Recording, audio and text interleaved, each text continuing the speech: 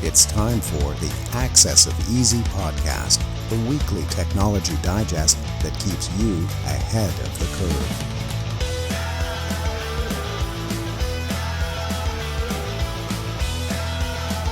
Brought to you by easyDNS.com.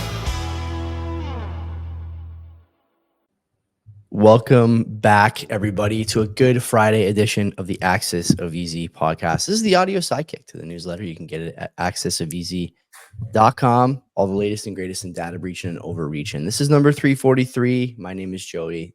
His name is Len. Buddy, what's going on over there? How are you? It's good, man. It's a good Friday. You know, waking up to see another Friday, how could you say it's bad, right? It could be a heck of a lot worse. I think it's a good time to reflect on how good we all have it. Yeah. To be honest, I guess it could be so much worse, but the reality is we have it pretty good. At least a lot of us do. And we should all just look back and reflect at things that are pretty darn good for us. And yeah, how are things over there with you? I'm with you. Busy, man. I can hear my wife stomping around with my dog upstairs. We woke up late this morning. I didn't get out of bed until like 6:45. And so I got up and saw little inside baseball. Usually I get up around 6:15 with the dog. He tries to wake us up, but today I was, ignored the whining or whatever. Woke up and he brought in a bunch of shoes. There's like 4 different shoes sitting in the bedroom. It's what he does. When he's not happy about something, he just brings shoes around the house. So he's probably getting ready for his first walk of the day here pretty soon. But how many pairs of shoes do you have? I'm embarrassed to say I got a ton. I got a ton too. I mean, I think because you and I both play sports, and I would guess both of us are kind of deal hunters. So I keep an eye on like shoes that I want, and then when they go on sale, I snap them up. And even if I don't wear them, for a year, they're still around. So Yeah, I got a lot of shoes, but I got like I would guess more than 20 pairs. Probably, honestly. I'm around 20-ish, and I have a lot of backups. So I have backups, and I have backups for backups. Is this an Italian thing? Like, I know my old man is like this too. Like, if I ever have to go like look around the second floor of my childhood home, I see like boxes of shoes that are untouched. Like, they're probably like relics at this point, years old.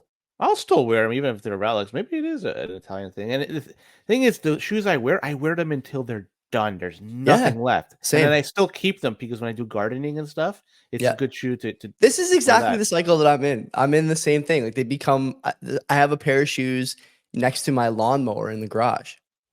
Because those are the ones I wear to cut the grass. Yeah. You got to have some, some gardening shoes. Funny. So yeah, I have tons, and I wear them in like the shoes I currently wear. They're ripping apart. I don't care. I'm still gonna wear them as much 100%. As possible till the sole breaks. Right, the sole is the thing that has to keep strong. If the sole rips or tears, then I wear out the soles on a lot of shoes. I actually just wear it out, and I've worn out to the point where they go through, and then it's done. That's the time. Yeah, that's the time. Anyway, what do you do with an old shoe, by the way? I throw them in the garbage. I throw them in the garbage, but I think now that Moose is a big shoe guy, like my first dog Scoop wasn't a shoe guy at all. So this guy likes shoes. Maybe I'll keep him around. I don't know. I really am not sure. I guess I'll find out when I lose a pair. My next peanut butter on it. I don't know about that, but maybe I'll just let him tear it up for a bit. Anyway, last week's quote. Easy time. Yeah, the battle. Access of shoes over here. Last week's quote: "The battle against socialism is more than the attempt to replace economic error by economic truth. It is a battle for moral and spiritual values. It is precisely socialism which promotes universal dependency on the state and the neglect of all primary duties." That was by the Iron Lady, Margaret Thatcher. So big congrats to Paul on that one. That's a banger quote. This week's quote: "What lies behind you and what lies in front of you pales in comparison to what lies inside of you." I am 100% sure that was in the running for my high school graduation yearbook quote when I chose mine. I'm pretty sure I ended up choosing, if you're not living close enough to the edge, you're taking up too much space or something like that. Like ultimate cringe stuff. Anyway, let's not pick anything from the Iron Sheik. You were gonna pick nothing from the Iron Lady, nothing from the Iron Sheik. Anyway, if you know this week's quote, put it in the comments. No Googling, no cheating. You guys know the deal. Don't pervert the process. And if you win your next domain or hosting renewal on easyDNS, which is nice. We just paid for CanadianBitcoiners.com. I think it was like $80 or $85. I don't remember it being that much the first time. Did it go up in price? We got to talk to Mark here. What's going on with the cost of domains? For 12 months? I guess that's typically the going rate. I don't know. I have no idea. I don't remember what we paid last time. But anyway, neither here nor there. Where do you want to start? We got 5 stories today. Some of them pretty 6. good here. No, there's a 6th story that's been thrown in, and Yes. Okay. it's just more of a FYI, because Mark Jeftovic was on the he was on Robert Breedlove's show not too long ago. He was traveling and he was in Miami, and while there, he was able to get in touch, or at least it was already prearranged that he would be able to get involved and get on the What Is Money show. I heard it shortly after it was released. It was pretty good. Yeah. To be perfectly honest, I don't think I've heard more than 2 or 3 of Breedlove shows in total. So for me to actually go out of my way to listen to it, it goes to show how much I like Mark. And it's a good episode for people who want to listen and learn a little bit more about the history of Mark, and also easyDNS, because he talked about when he started, and also the fact that he's trying to also bring in DNS into, somehow incorporate that into Bitcoin somehow. Domain names into Bitcoin somehow, because domain names it's a, if you could somehow tie it into something that cannot be removed and it's always tied. This would be a good thing, but then transferring it is going to be an issue in the future. But either way, check it out. I'd like to hear your thoughts on this, because again, I'm not much of a Breedlove guy. I'm not sure if you are, but I had to take and listen to this one. I listened to it. Listen, I like Mark. It's funny. I have hung out with Mark in person 6 times, 5 times, something like that, over the year or so we've known each other. A little over a year we've known each other, and every time I talk to him, he talks about DNS on Bitcoin. So it is very much, as he says, a white whale for him. I like that episode for a couple reasons. One, because I think Mark thinks the same way we do about Bitcoin, money, and maybe most importantly, this kind of creeping state Leviathan that continues to get bigger and bigger, and where Bitcoin fits in there, right? As far as the the episode itself, I recommend people listen. It's not that long, and as much as I like some of Breedlove stuff, sometimes I think he gets a little too he's a little too mimetic in what he says. He's always got the sound bites and the clips and the quotes from stuff in the past, which it's not my cup of tea all the time. But this one's a lot of Mark, which I like. If you're gonna have a guest on, you may as well let the guest do their thing and tell you what they think and give you their point of view, which was good. Outside of Mark's episode, you haven't listened to the Sailor Breedlove series? No. It's worth it. Again, I haven't listened to much of Breedlove. Yeah. If you ever find yourself on the driving range or something and you want to bring your headphones, I recommend it. It's long. There's I think 4 episodes, maybe, or 5. I forget. But it's really good. It's like a reminder and kind of almost a primer for people who are asking themselves about Bitcoin and money for the first time. It was pretty good it's like 2 years old at this point now, or maybe a little over a year and a half old, but maybe even longer than that. I forget now. Everything is kind of flying by, but it's worth your time if you haven't listened to it already. Yeah, check it out. It's called What Is Money Show. This is with respect to Mark's appearance on Robert Breedlove. So if you haven't listened to it, take a look. It's available on wherever you listen to podcasts. Just check What Is Money, or just type Robert Breedlove. It'll come up. It's one of the last episodes he did. So we're recording this as of March 29th. So yeah, I think it is. I think it is the most recent episode on the feed. Yeah. So depending on when you're listening or watching this video, it could not be the latest episode. So check around March 29th. It was earlier this week, so I think it was around 25, 26. It's episode. Oh, I have to show the archived episodes here. It is episode 448. So it's actually, there's 3 new episodes since then. So 448 is the one that Mark did. He's a busy guy, Robert is. Very, very. Yeah. Anyways, let's move on to Spain, because what's going on there is interesting. Is apparently a Spanish high court has suspended an already issued order by a court to block Telegram. So the courts decided to block Telegram, and a higher court said, no, let's suspend this order, because what's going on right now is the court is investigating claims that Telegram is allowing users to upload copyrighted content without permission. So that's really why the judge suspended Telegram services within Spain. But then they requested a report on the impact of the suspension that it would have on users. And the court is waiting for, it's incredible they're waiting for this, but it's a police report before deciding whether to enforce the suspension. I'm not sure why a police report is required in this, but anyways, so what is going on here are media companies. They're arguing that Telegram is infringing on copyrights. So they're saying people are sending out some copyrighted content, and they're getting angry about that. And Telegram themselves, they have not commented on these allegations as of yet.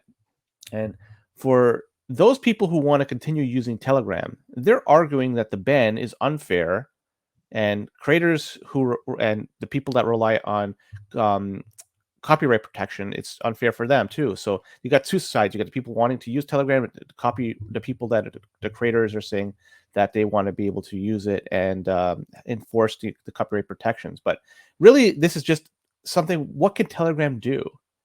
How are they able? Why are they able to enforce this? This is not shouldn't be them. They're setting up a service that people can use, and ultimately, it's the people themselves that are able to use the service. And if they're going to say that they're sharing copyright and it should be closing this thing, let's be honest. Copyrighted material is shared on everything from Yes, sir. YouTube to emails, websites, Text so messages, you name it.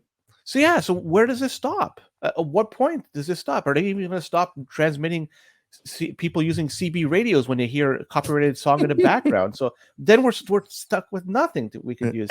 So this is, if I'm looking at this through, as a third party, I'm looking at this is strange that they would have initially banned it, and now I can understand why the courts have. Well, okay, hang on a minute. Why do you think it's strange?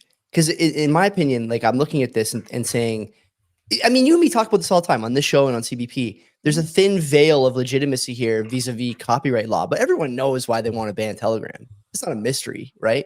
So, I mean, the question is really, is the Spanish population going to stand for this? Yes or no? I don't know. I think that they'll just migrate if forced to something else. Mhm. I'm not sure how prevalent Telegram is to people's lives within Spain, and alternatives do exist. But the argument I have, though, is if lawmakers, if the courts are going to be deciding that this is the hill they're going to be dying on, Telegram is doing something wrong because of the users, then you can't just stop at Telegram. You got to continually moving forward, because there are other services that are doing the exact same thing, and you should be applying those very same laws or those very same rulings to them as well. But what happens if you continue to do that? Ultimately, people will have nothing, or they'll go to an extremely privacy-focused type system that prevents them from being blocked. Something like Signal, Key, you name it, that just that has no identity attached to you, and it's a peer-to-peer service. And good luck stopping a peer-to-peer service. So all this is just a slow-moving ship here, trying to fight something which should not be fought or cannot be fought. Telegram, I'll be honest, I think it's somewhat centralized, right? It's truly not peer-to-peer. It's peer-to-peer when you do individual messages, but when you're in group chats, it's not. It's server-based. That's my understanding. So if that's the case, then they could do this to Telegram, but come on, people are just going to migrate to something else. And there's so many options out there. Good luck to Spain for doing this. This story ties in a little bit with the YouTube story that's in the newsletter as well. But just to keep it on Telegram for now, the thing about doing something like this is that you wind up getting this kind of like steroided up Streisand effect. And everyone knows what the Streisand effect is. If you don't talk about something, it kind of, toils in semi-obscurity. But as soon as you start talking about it or trying to tell people not to use it, everyone wants to know what it is. Telegram is an interesting case, because what you're seeing here is, if let's take the government at their word here, the Spanish government at their word, which we shouldn't, but we will for this story. If it truly is about sharing copyrighted material, people who are sharing copyrighted material are doing so because there's some kind of monetary or reputational value to that, whether it's in these personal channels where they can solicit donations or whatever, or in DMs where they want to share stuff that's beneficial to their cause or protest or whatever. Who knows what the story is? But these people have the most to gain by continuing to do these things. The average Spanish user doesn't care whether they're using Telegram or Signal or text message or WhatsApp. They don't care. And so what you're going to find now is the people who are most competent and who have the biggest followings, the ones who will be targeted by this, will move to other more secure platforms. Like you mentioned, Keat, Signal, Session, maybe like some of these Bitcoin / Satoshi fueled or funded ones. And then you drag a bunch of people who otherwise would never have found these platforms onto these new, better, more private, more resilient platforms. It's just it's a fool's errand to go this route by any government. And the Spanish government, in my view, I could be naive on this, but they don't have the tools at their disposal that someone like the US NSA has at their disposal, or even the Canadian government has at their disposal to enforce something like this. it's a mistake. And you put it very well there, that they're kind of a cruise liner just batting down much more agile attackers, and there's just not much they can do. It's only a matter of time until there's, holes in the hull, as it were. Let's not talk about that type of analogy because of what happened. Jeez, wow. Right? Too soon. Okay. It might be. Google, and you were just mentioning this because this was the next story, because something with YouTube and Google's going on, because online surveillance is a big issue, or at least it should be a big issue for people. And I'm not sure why they're not making a bigger stink of this, because the legal system is trying to deal with some tension between national security and individual privacy. Look, we live in a digital age, and a lot of people are using the internet for a variety of different reasons, for work, for pleasure, for everything. And so individual security or privacy is a big thing, and sometimes it gets encroached. And there's a recent court order that's compels Google to reveal the identity of users who watch specific YouTube videos. It's insane. And this is raising concerns about potential mass surveillance by law enforcement. And the blanket order, and this is pretty messed up because it transcends reasonable suspicion, requiring identification of all users irrespective of their motives. So if you are watching something or anything, that even if it's something you enjoy watching, and you have, for example, you like watching gun videos, you may not be a gun owner, you may not even want to fire a gun, but you have an interest in guns. By watching this, maybe this puts you under the eye of these people. So it's kind of like this whole thing is a scenario that's similar to geofencing warrants that indiscriminately attack everyone within a designated area. And this is something that people are saying this is against the Fourth Amendment protection against unreasonable searches and seizures. And I can understand that. So I can't believe they're going ahead with this.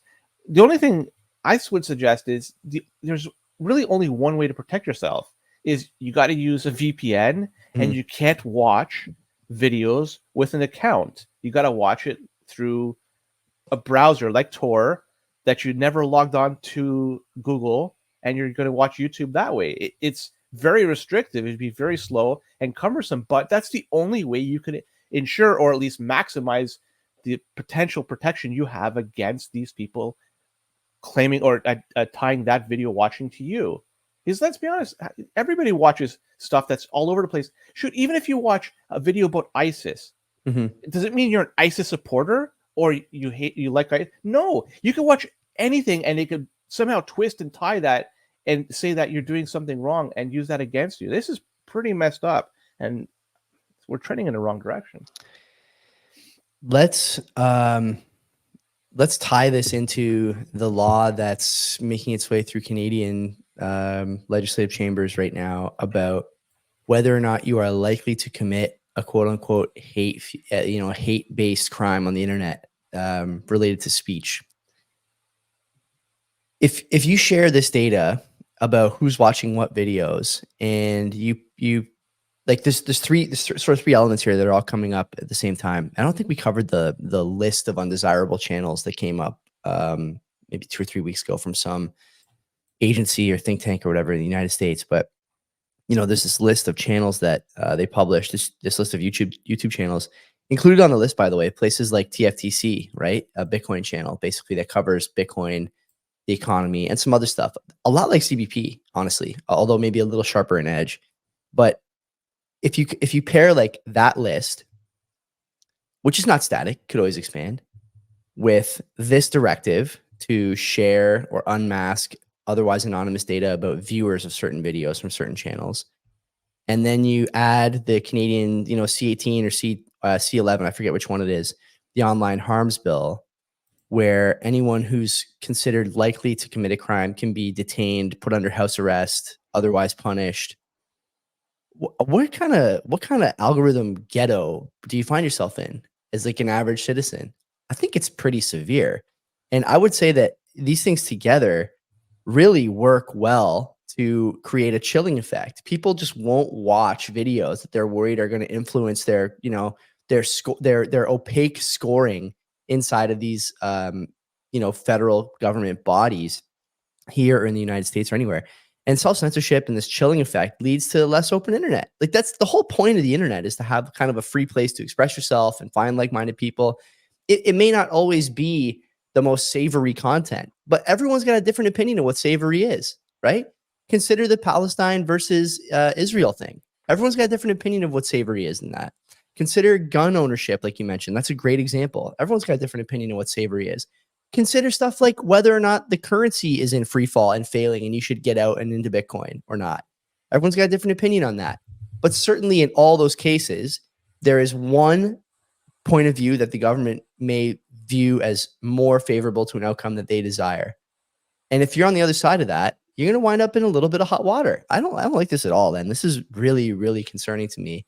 And I think this is a major signpost on the road to serfdom here. You just can't have this. It's completely unpalatable, and I think completely unreasonable. Well, another person that's still in hot water is Julian Assange, because there's a recent court hearing in the UK, and it's putting his extradition to the US on hold. And Assange, I think everybody knows who he is, but he's the founder of WikiLeaks, and it's a website that publishes classified information, and the US is accusing him of espionage for publishing classified military and diplomatic documents. And so Assange supporters believe that the US charges are an indirect attack on journalism and the freedom of the press. And the argument is being made that journalists should be protected if they decide to publish classified information, especially if it exposes wrongdoing or war crimes. That's an interesting point of view. And the UK court, right now, they're still trying to make a decision. They haven't yet made it on his extradition, but they ordered the United States to provide more guarantees about how Assange would be treated in prison if he were to be extradited. And this shows that the court has potential concerns about mistreatment if he ever goes into U.S. custody.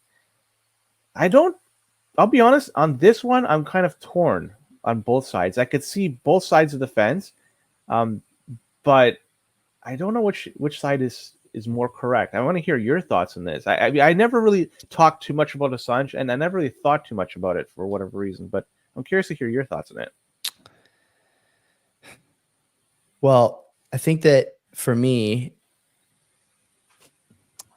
how about this, okay?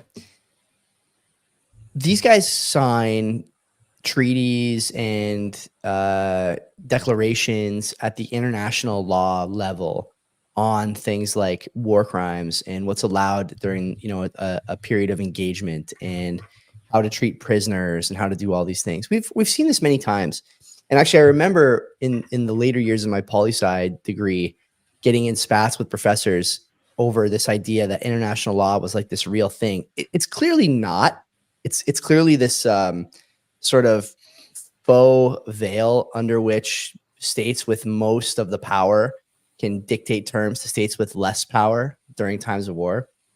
And I think this Assange thing kind of lends itself to that same line of thinking where, yeah, we aren't allowed to do certain things, but we're going to do them anyway. And the real penalty is if you expose us for doing them, not for doing the things themselves. It's disappointing, but isn't it also true, Len, that like the US has sort of made a living on, especially in the last like 4 or 5 years, has sort of made a living on calling out other countries for supposed atrocities and supposed missteps, and using those same missteps to justify invasions and occupations and war and other forms of engagement. Assange released the same level of info. The problem is that it came at a time when I think the US was really panicked about the idea of some, freelance rogue journalism outfit, WikiLeaks, being able to post stuff to the internet that was really hard hitting. Everyone at this point has seen, for example, the US military helicopter footage of the two guys kind of bullshitting back and forth while taking down what looks to be like families in some Middle Eastern country from a decade or two ago at this point. But everyone remembers that clip. And I think the US panicked and said, we have to set a standard here, legal or otherwise, that everyone else is going to have to look at before they decide to publish stuff like this. And Assange really took the fall for that. Because if you look at the same sort of independent media landscape since then, what other times has a leak like that ever hit the wire? There hasn't been one. And so they've been somewhat successful in that regard. to your question, I guess, about like what I think about Assange still being in prison, still being strung along. If you had to bet, Len, who would spend more time in jail, SBF or Assange, where would you put your money? Assange, by a country mile. Same. And so that tells you all you need to know, right? You have a guy who broke domestic U.S. laws, ripped off people to the tune of hundreds of billions of dollars, maybe not hundreds of billions, but nearly three-figure billions, lied about it, continues to not show any remorse, continues to try and play this card that he's a victim and maybe even a Christ-like figure in all this. Completely insane. He got 25 years. He'll probably serve a handful of them before he goes to some federal resort type jail to serve out the last bit of the sentence and then leave early. Meanwhile, Assange has been behind bars or running from the law for 20 years now at this point, right? Something like that. So, I mean, it's not even hard to figure this out. Everyone knows where the priorities are when it comes to the U.S. government, specifically the military-industrial complex. Just sad state of affairs. But like I always say on this show and on CBP, it's disappointing, but it's not surprising. Some will make an argument that the two are different. See, SPF was, no matter how much it is, they're it's still different like for sure. Yeah, they're different for sure. But like, come on, treasonous, I guess. What is the more severe crime by the letter of the law? Well, this is the I thing, don't want to debate right? that part. I just wanted to just state one thing, that the U.S. has always been, and it's not just them. I'm sure everybody throughout history that has these tools available to them use them.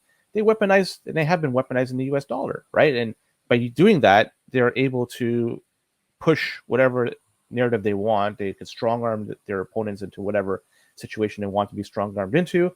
So that gives them a lot of leverage. So even that too, and we all see it's happening.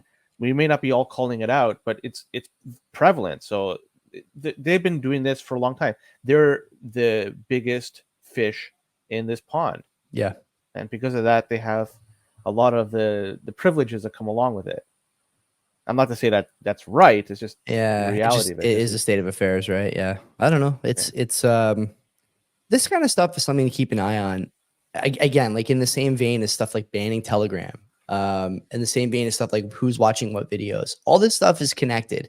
And I'm not a big tinfoil hat guy, but you'd have a hard time convincing me that there's not some coordinated effort here to crack down all over the world on things that are in the same vein as far as information sharing and freedom of thought that's considered to be on the fringe. I mean, you and I wouldn't consider Bitcoin, for example, to be on the fringe, or copyrighted material to be on the fringe, but I think some major governments would. So it's all coming up Milhouse for that side of things right now, and it's concerning. It's raising flags for me for sure. Now, the U.S. government, they're also taking a strong stance against some cryptocurrency firms that allegedly have been aiding Russia with dodging sanctions that were imposed in response to the war that they have with Ukraine. And the U.S. suspect that these firms are providing Russia with the means to continuing financing their war. Now, it's not the fact that they have lots of energy that they're able to parlay. This is one of the big means that it's funding the war.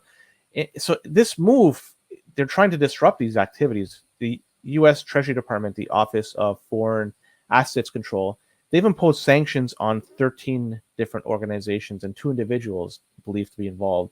Mm-hmm. And these sanctions, they include specific blockchain and virtual currency firms that have collaborated with Russian banks that have allegedly designated by to be sanctioned, and of course it's going around that. So they list these entities. I don't like Master Chain, Atomes. Like there's a whole bunch of names I have never heard, can't even pronounce. I'd rather see Milhouse listed here. That'd be pretty cool.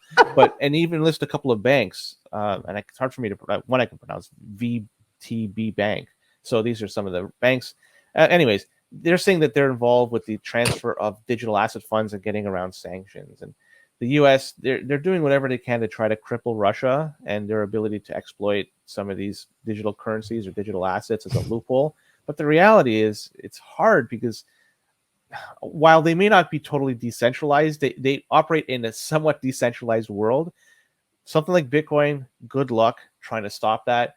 But with this stuff, this is, they're fighting a losing battle with trying to do the whack-a-mole here. And I don't think that this is something that's really helping significantly fund their war efforts. Oh. Let's be honest. The Russian economy is not built on the trading and selling of digital assets. You mean it's not built on low liquidity shitcoin sales? I thought for sure that was what was funding the war machine. But Nancy Pelosi and Liz Warren told me that was the case, Len. We'd have to investigate this further because they're two reputable sources. And I'll be honest, if Pelosi was saying anything to do with finances, we have to take that. I want to know what token she's buying to, get on the right side of this trade. We got to find out. Yeah.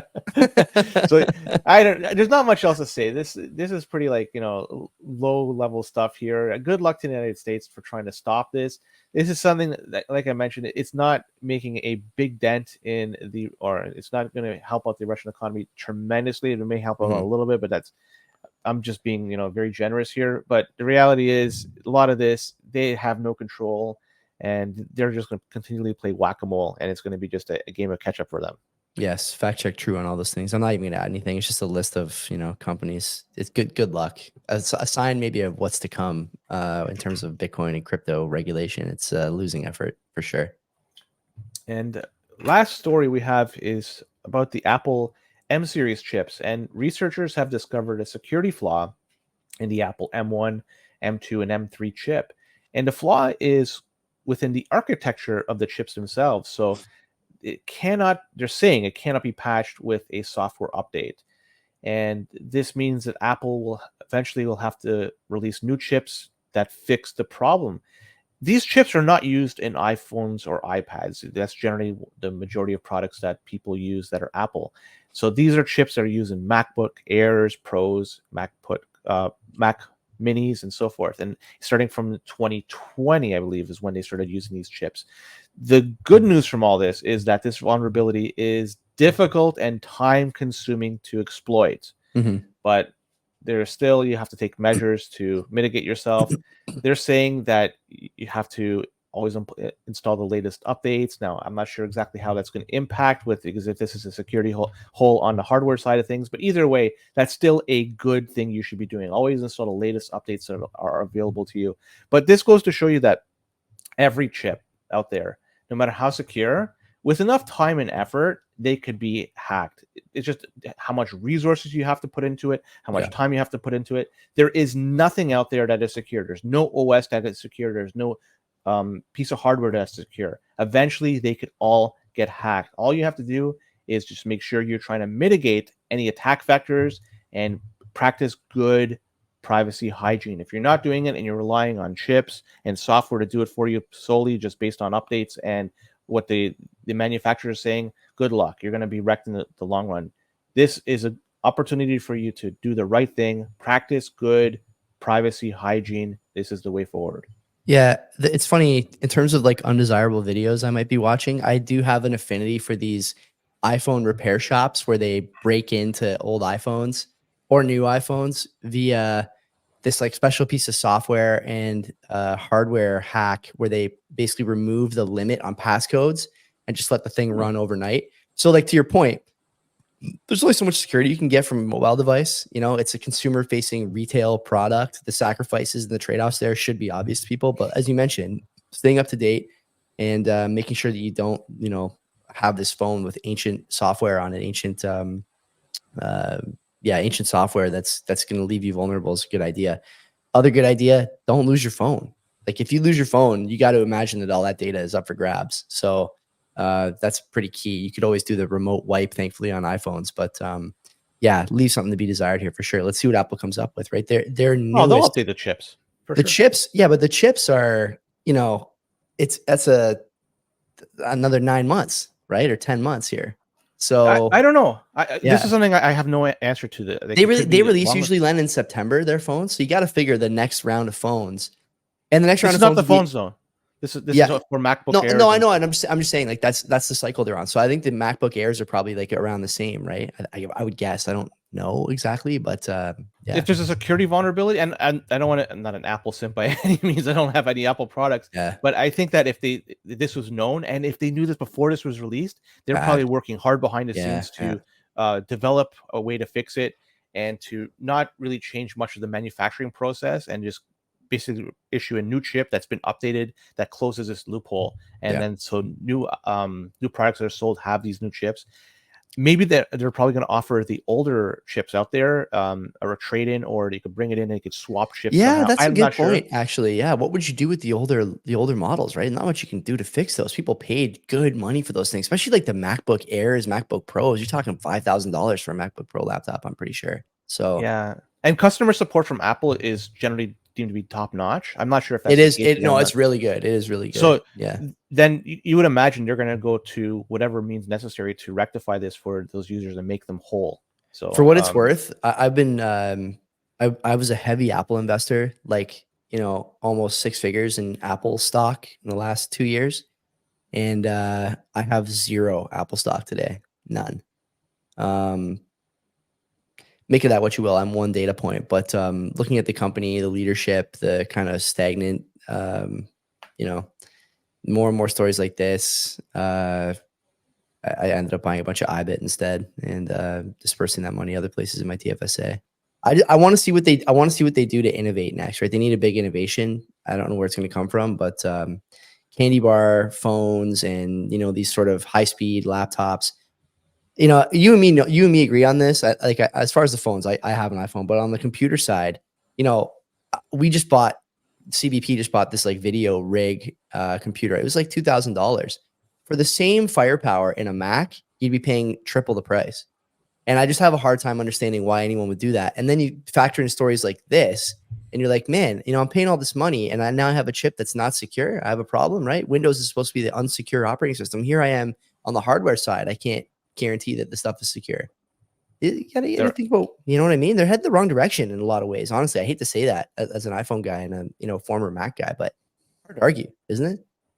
I can't say. Now, you must know somebody close to you that's into artist, like is a graphic artist. My wife is a graphic artist. Yeah, I didn't want to say it. She's in the Mac ecosystem, big time. Yeah. So that didn't she have any input as to say those types of computers and that operating system is better for that type of environment? Like things get rendered faster, things get done. I don't know. This is outside my realm of expertise. Yeah. And again, I'm far from an Apple. You honestly couldn't convince me. And I think if I could convince my wife to try a Windows machine, she'd never go back.